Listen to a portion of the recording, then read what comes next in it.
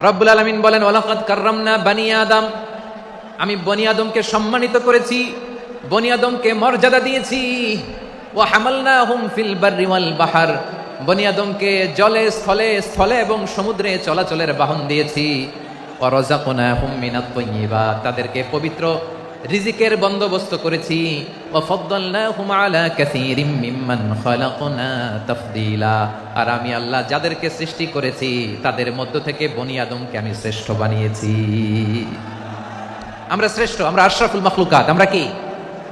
এই যে এমনি চিল্লাচিল্লি করে, জিজ্ঞাসা করলে বলে না আমরা আশরাফুল মাখলুকাত। আমরা কি?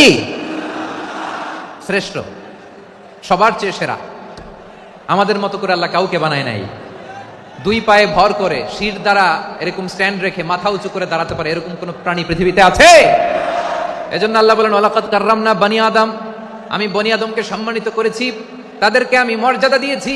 তাদেরকে আমি যত মর্যাদা দিয়েছি আমার কোন সৃষ্টিকে এত মর্যাদা দেই নাই। পড়েন সুবহানাল্লাহ।